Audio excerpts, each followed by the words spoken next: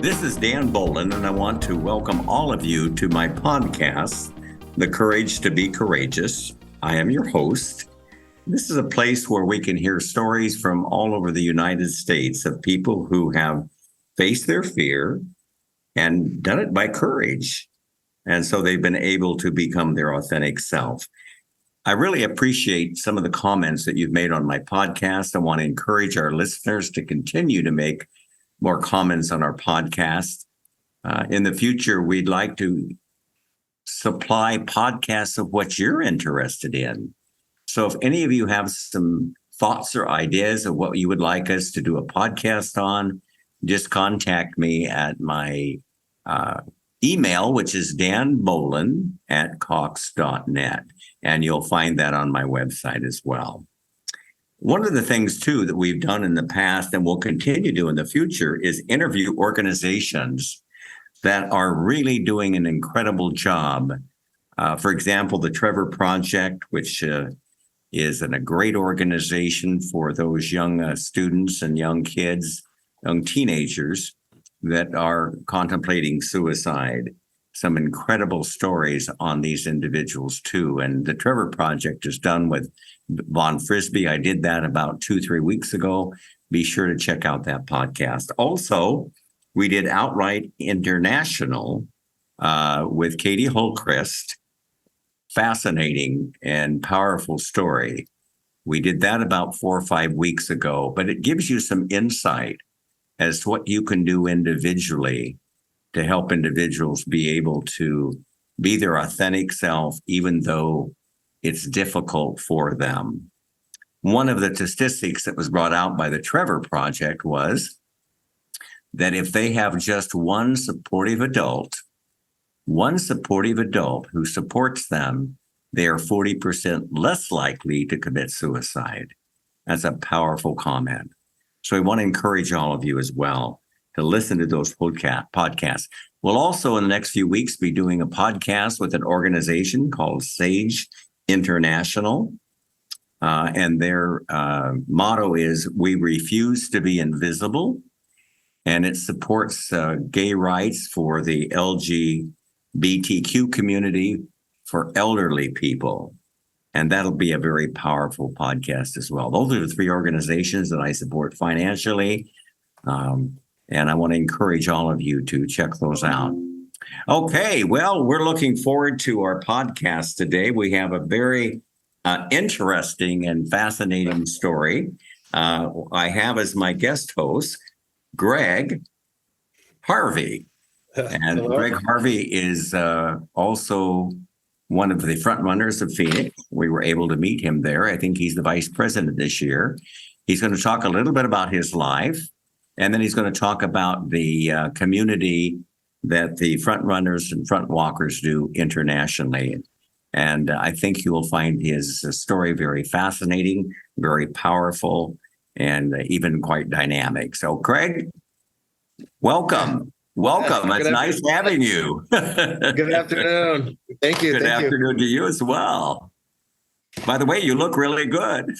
Oh, thanks. I didn't dress up or anything. That's okay. That's okay. This will just be audio, so it'll be okay as well.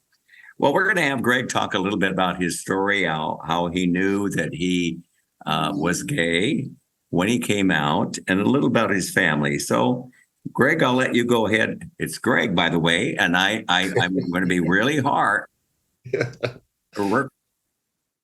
to say Greg and not Craig.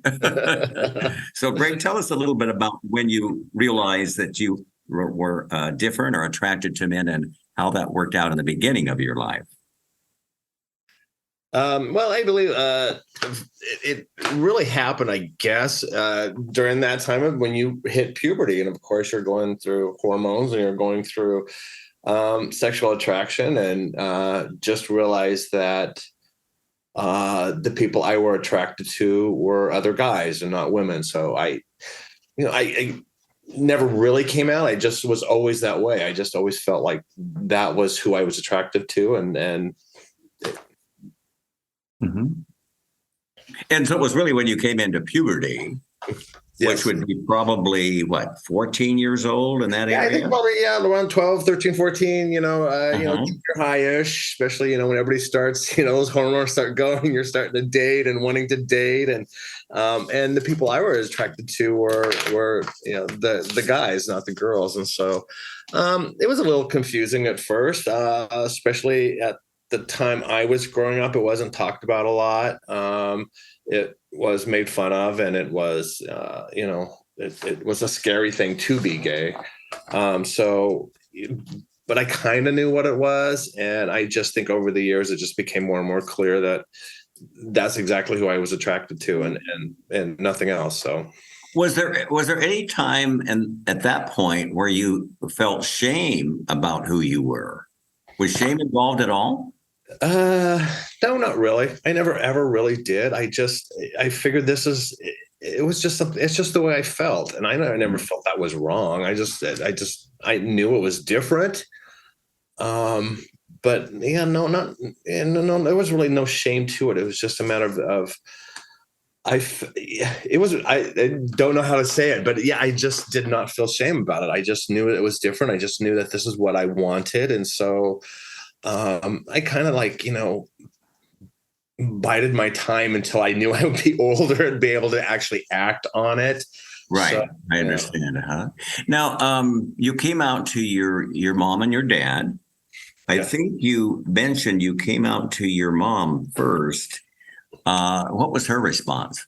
Well, actually, my mom just kind of confronted me. I think at that time I was more around 19. I would think it was my first year in college and stuff. And yeah, I'd been dating and such. And so she just one day just had asked me. She goes point blank, because mothers always know. Yeah, that's true. Yeah, isn't it?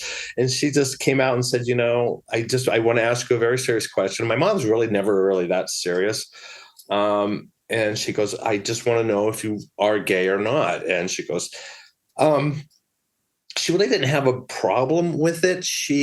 I guess what she had told me is she's like, I understand. She goes, we could do one of two things. We can go see a therapist or psychologist, or we don't. If you're good with it, then we're fine. I think her main fear, especially her generation, grew up with the idea that gay people are miserable. They're going to have terrible lives. And, especially most old movies, they always died. So, she was just afraid of that. So I think the therapy part wasn't as a conversion thing, as more as do you want to be okay with yourself? But I was okay with myself. Like I said, I never thought it was a bad thing. I didn't view it as a choice. I just viewed it as something that I was. Mm-hmm. Now let's talk about your dad. And I know you also were he became aware that you were gay. Tell us a little bit about how that worked out. Yeah, that wasn't so hot at first. We really didn't talk about it too much. He just wasn't so thrilled about it. And at the time when my mom had asked me in college, they were also going through marital problems too. And I think at one point he was even out of the house for a while. He just wasn't too happy about it. He just was he just grew up in that generation where men are men. And this was something that just was kind of foreign to him. So not so accepting. We just never really talked about it until I was much older, probably in my 30s. Mm-hmm. You mentioned also when we talked yesterday, Craig, that he was quite the disciplinarian. Yes. And could be sometimes physical. Yes. Did that make you then want to just pull back and not talk to him about who you were and just be the quiet person in the corner? Oh, absolutely. Yeah. I mean, that was a big fear to say anything to him about that.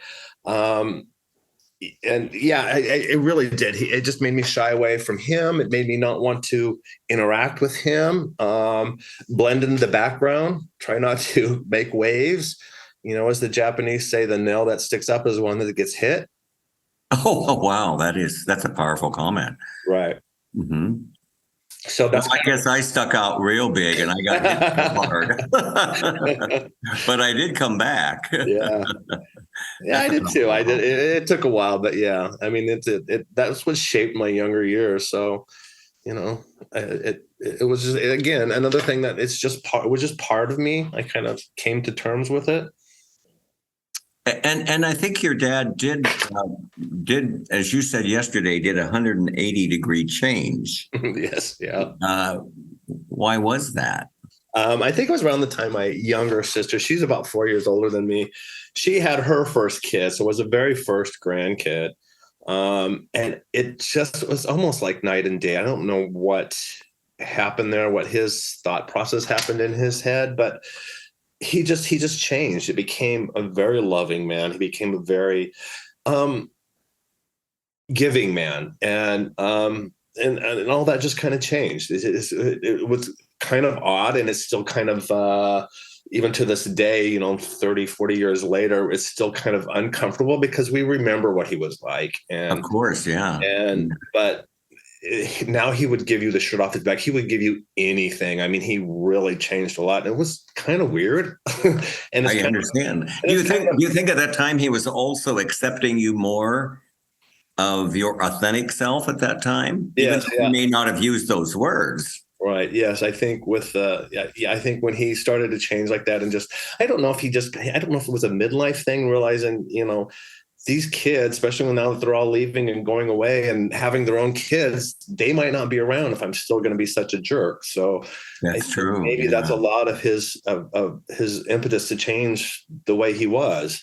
Mm-hmm. And it helped. And I'm glad he did. Mm-hmm.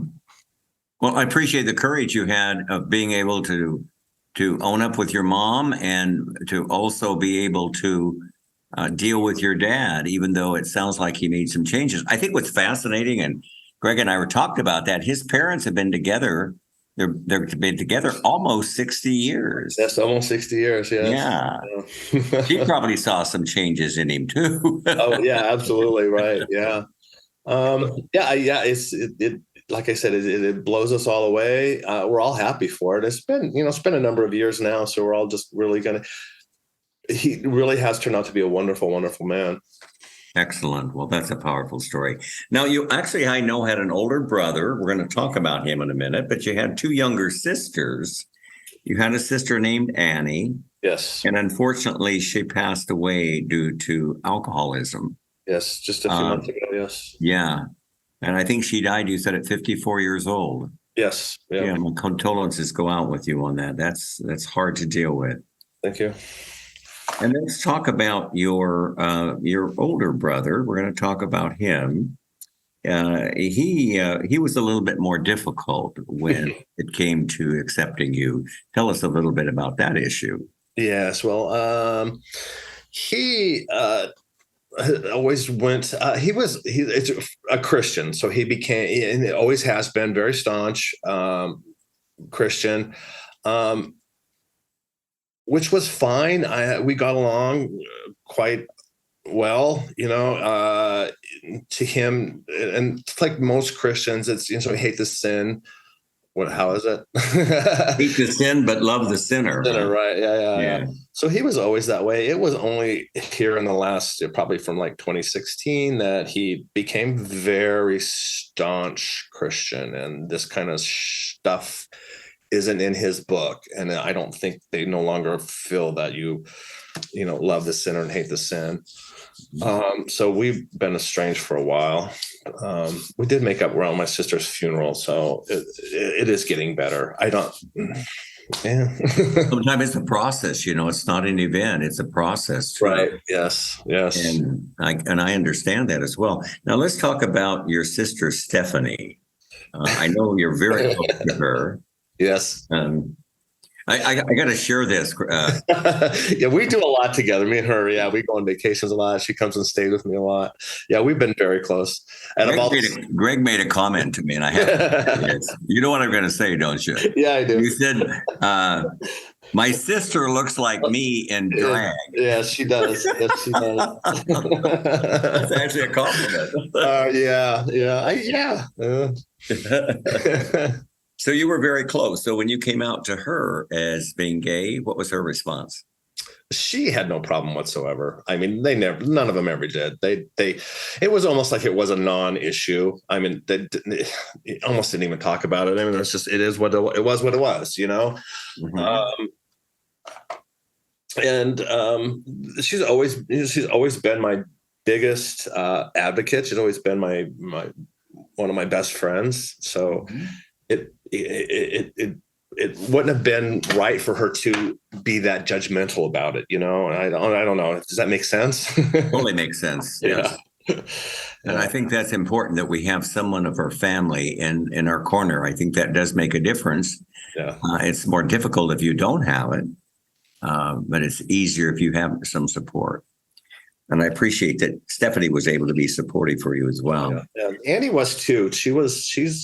Annie was a fierce defender of anybody that was, how do you say it, not downtrodden, but more of those people that are marginalized. And Annie was a fierce defender of anybody like that, and she never let anybody get away with Mhm. any kind of marginalization of people just because they were different. And yes, I'm so gonna miss that a lot. Yeah, that's powerful as well too. So let's talk a little bit more about your life. I know that you are married. Yes, I believe your husband is Brady. Brady, about Tell us 25 a little- years. About 25 years now. Yeah. 25 years. Oh, we need an anniversary on this one. So, Yeah. and you guys met, and I think you work for a company. Is it called GES? Is that the corporation, which is a global digital company, global digital systems or something? No. We both work for a engineering construction management company, and they've been bought out several times. Currently, they're called AECom. AECom, okay. Yes, and he works in a department of that called GDS, which is Global Digital Services. Yeah. Excellent as well. And so you guys met. You've been together 25 years. That's a remarkable victory. Now we're going to switch gears a little bit here. Thanks, Greg, for telling us about your story. I appreciate you being open and vulnerable about that. But we're going to talk a little about the Frontrunners organization. And Craig is one of the people who have merely made the Frontrunners of Phoenix work very successfully. He's the vice president this year of Frontrunners and Front Walkers of Phoenix. Yeah. And that's where we met Craig. I believe you've been going there 13 years. Yes, all together with between Colorado and here. Yes. Tell us a little bit about your Frontrunners experience. It started in Denver. Was the first group I had joined. We had moved there. We really didn't know anyone, and I always enjoyed running. I hadn't actually ran in a while, probably from college and high school, which is 20 some odd years by that time. Right. We started working out with our new neighbors across the street when we moved to Denver, and the running was the warm-up part of the workout, and I enjoyed that way more than the workout part. I get that as well. Burpees, give me a break. Yeah, those are just silly. So I started running. I looked up for running groups, and it happened to find Frontrunners, which happens to be a gay running group. And so I went and joined them, and it's just I've kind of been running with them ever since. And let's talk about this. He's been running with them in many international connections. Tell me the different countries that you've ran with them. Now, he also, when he comes down to San Diego, he also runs with our group here in San Diego. Yes. And so not only Phoenix, but San Diego. We have a great group here. Yes, I've run just in the U.S. alone. I've run over probably a dozen different groups. Oh, I didn't know that. That's on my trip, not just San Diego, but I've been to the LA ones, and I've been to Houston and Denver, like I mentioned. New York, although I didn't really run with them, they're like experts. They're way up here, and so basically met with them, and then they took off. So saw them at the end of the run. Huh? You're right, yeah. So that internationally, when I travel, I always try to look them up, front runners, which is such a nice thing because it seems like you already have this built-in group of people that share your interests and lifestyle, and so it's nice to be able to have that wherever you are. So I've looked them up in Paris when we were there for working for a while. In London, when we were there for a while as well, I looked up them and ran with them a couple times. Vienna, we've been to Vienna a lot, so I looked up them there and ran with them as well. And it's always been a great experience because it doesn't matter. You know, a lot of times there is a language barrier, but it doesn't matter. We know we're there to run, we're there to work. You know, it's just very accepting club, and I've always just enjoyed that. It's too immensely. And, you know, one of the things that I think Greg shared with me yesterday that I thought was so dynamic is even though they can't speak the language, even though they're speaking their own language, their own native tongue, and Greg is speaking English, they'll even have a translator because they really want to know your story, don't they? They really want to know who you are and your story. Yes, yeah. Even though they can't speak English. I think that's it's like it's always been wonderful. They've been always inviting. Yeah, sadly don't speak a lot of languages, but like in Paris, for example, there was usually only one or two people that actually spoke English, but he would constantly translate everything between them and me and back and forth. And so, you know, and then, you know, you just have people that are just curious. They want to know more about you and about your story and, you know, about your life. And so, you know, it was nice to have somebody that was actually translatable. I did run with them, I think. London wasn't bad because they spoke English, but I did run with the Vienna people, and no one spoke English. Oh, wow. So it was kind of rough, but we made do. We've got apps and stuff, so we figured it out, and it was still fun. And I want Greg to share a story with us because I think this is such a dynamic comment and a dynamic feeling that he had, and that he's shy. Yeah, yes. He's would be what he would call introvert. Yes. And he realized in order for him to let's put it this way, being introverted in a situation wasn't giving him an opportunity to make friends. Would that be a fair comment? Yes, that's. So tell me how front runners have helped you to be able to speak out, have a voice. Tell us a little bit about that. Oh, okay. So yeah, it was all part of a journey that I was kind of realizing as I keep getting older, that to be reserved and afraid to talk to people and just afraid to put yourself out there and be vulnerable. You know, and that a lot of it comes from my past, like we talked about with my father. So being the quiet one and being in the background helped, you know, with the anxiety of that all. But so, you know, I kind of started on a journey to try to do things that would open me up and have, you know, be less like that. And so, you know, I did certain things. You know, we joined a bowling league at one point when we lived in Cleveland and made friends, and I actually did drag. That's how I know. I look like my sister at drag, which was another thing. You have some pictures you could show. Yeah, they're buried somewhere. But yeah, so it was another thing to get me out and get me in front of people and into, although drag is kind of a solitary performing thing, but it still got you in front of people. And so what front runners did was more of a social thing, because it really is a social club. And so you meet new people and you learn about their lives and you share your stories with them. And, you know, a lot of times you go to breakfast or coffee or something afterwards. So there's even more socialization. So, you know, eventually over the years, it just got me more and more out of my shell. It helped me realize that, you know, everybody has stories and everybody has different issues that they're all dealing with. And it's not just you, basically. You may have something different, but everybody has something. And so, you know, and a lot of times they hide it in different ways, but that's okay. I mean, it's everybody's on their own journey and their own timetable. And Craig, Greg, you just had me think about the idea came to my mind. They don't care whether you're gay or straight, that you're gay or straight. Right. In fact, uh, in my own experience, my partner John's brother and wife, his brother and his wife came at the San Diego, and they loved it.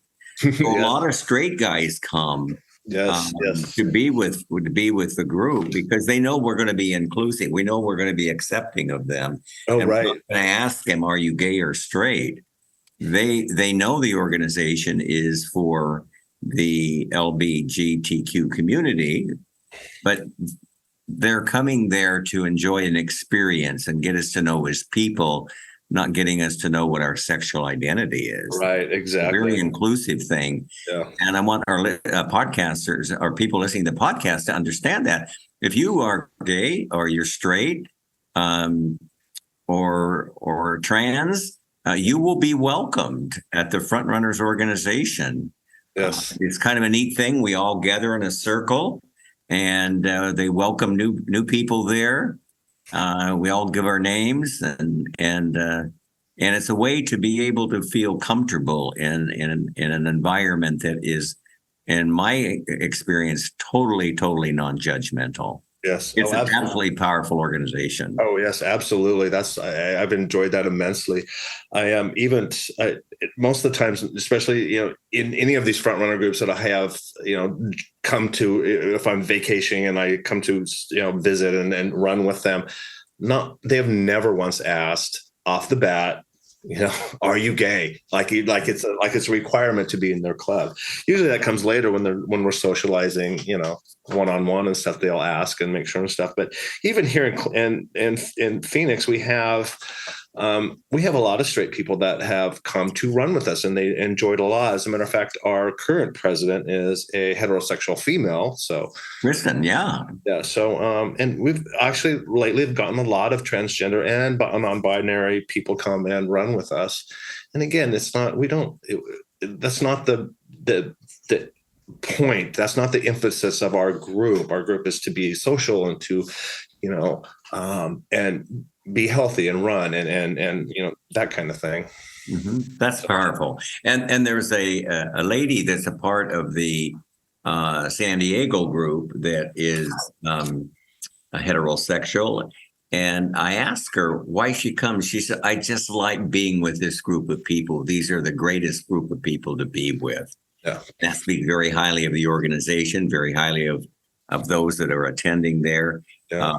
I want to share a comment about Frontrunners. When John and I started to date, getting to know each other, we went out and sought an organization because, as many of you may know through my podcast, I lost my whole family, and I didn't just sit around to find an organization and wait for the organization to come to me. That we really went out and found an organization that would support us. John was his ex-husband was didn't want to be part of any organization. And John needed that. And so that's how we found Frontrunners. We went out, Yes. and we did some research. We connected with the Phoenix group, and it's one of the greatest things we did for our own community. And one of the things I 100% support is the Frontrunner Walker and Run, or as the Runners and Walker organization. It's a powerful organization as well. So I want to talk a little bit about also any advice that you would give to those. Many of our listeners are going to come from different areas of their coming out process. Many of them have come out. Some of them actually have been a part of Frontrunners. But there's still others that are caught in fear. And they want to be able to not bury the fear, but they want to walk through the fear. Do you think Frontrunner organization and your experience that you've had there would help them to be able to do that, Greg? Yeah, actually, I really do. It helped me a lot. like I said, they're so accepting and they could care less. They may never ask you what your orientation is, but um, yeah, I mean, it's hard to say. I would, everybody's on their own path and their own timeline. But fear is, and it's a very irrational kind of thing. So it's hard to tell somebody to just buck up and do it. Maybe baby steps. Like I said, nobody will ask you anything. We've had people that have come run with us and not talk to anyone. So, they're obviously on some point in their journey. So, but they're getting something out of it. So, they keep coming back and they still, we know very little about them, but they still come back because I think that's just the point they're on their journey. Maybe someday their fear will be less and they will open up more. But I mean, everybody's different. So, you do have to get out there and try something or try a little bit. And I really like the front runners because, like I said, they're not going to be judgy and judgmental, and you don't have to share if you don't want to, and they're not going to pressure you to share. Does that make sense?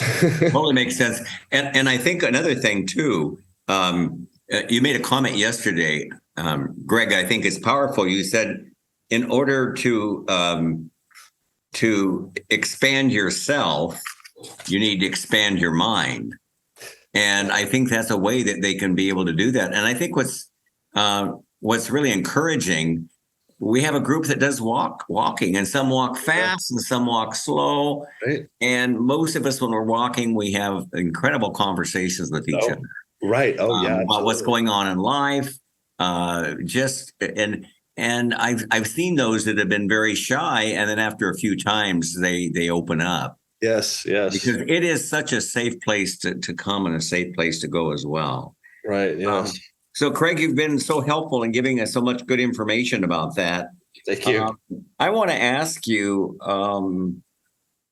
any other advice you would give. Let's take off of the front runners for a second. Any advice you would give those that are struggling with coming out, or those that are having fear in their lives? Any things that you think in your story that would help them to be able to embrace the fear and use courage to get through it? Is there anything that comes to your mind? Well, I know from my own personal experiences, like I said, I keep saying it's a journey, and whether it's baby steps or big steps, take the steps. It's going to help in the long run, basically. And that's what I did. I mean, up until even in my 40s, I was still a very shy and reserved guy. I was hard to talk to strangers, but I did several things up until that point. Still today, I still have anxiety sometimes when, right now, this is really has my anxiety up. But you showed a lot of courage by being able to do this, and you're doing an incredible job. Yes, but I'm doing it. So, and that's the thing. Absolutely. I would not have been able to do this 10 years ago. I would have flatly told you no, Dan. If I was even talking to you, but it's little steps. For me, it was always little steps, and it's not.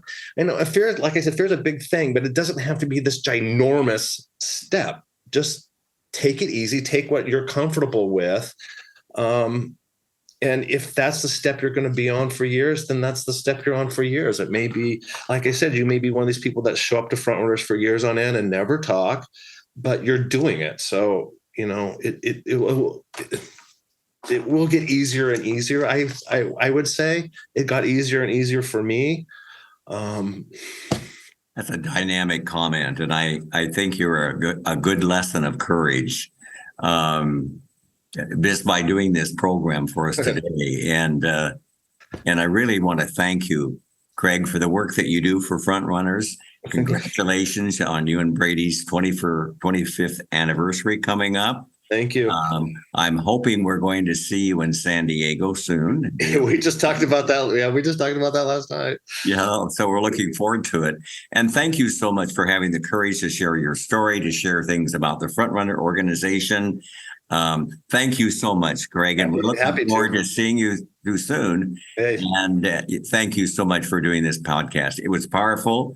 It was influential and dynamic. How's that for good adjective? Excellent. Thank you. Thank you so much, Greg. All righty. You take care and have a good one. Bye-bye now.